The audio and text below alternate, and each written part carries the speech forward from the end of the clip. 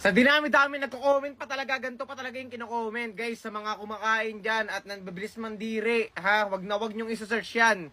Wag kayo magpapauto. Kasi nauto na rin ako. Hi sir, welcome po sa amin Tapsilogan po. Ano pong kailangan natin? Yes, hello, good evening po. Meron po ba kayong pagkain? Baliw ka ba? Pre, uwi na ako pre Nice G. Sige, ingat ka tol. Love you.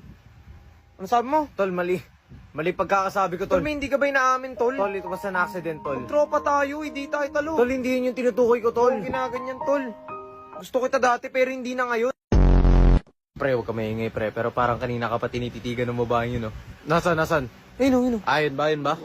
Hoy, tarantado kang ate ka, ha? Kanino pa kami tinititigan? Pre, hindi gano'n! Sorry guys, kung na-late ako, medyo na-traffic kasi ako sa labas. Sir, lumabas ka muna, sir. Labas ka muna. Bakit? Nasa excuse letter mo. Anong excuse letter? Uy, ano ka ba? Teacher ako! Kahit pa, ikaw naman yung na-late ngayon, ibigay mo yung excuse letter mo. Hindi naman ganun yun! Bakit ka late? Bakit maaga ka pumasok? Kasi hindi ako na-late. Bakit ka late? Kasi hindi ako maaga pumasok. Di mo po ka na... Boy. Po. Bago ka lang ba dito? Opo, bago lang po ako dito.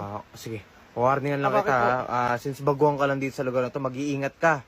Okay, maraming magnanakaw dito, okay? Marami, mamaya hindi mo na mamalayan. Nananakawan ka na ng cellphone, wallet, or ganun po ba? ID, okay? Sige po, maraming salamat po. Sige, nagbabala lang ako sa'yo. Sige, mag-iingat ka. Buti na lang, binalaan tayo nun. Buti ka, di ko alam kung nasaan lugar na yan. Ano ba? Uy!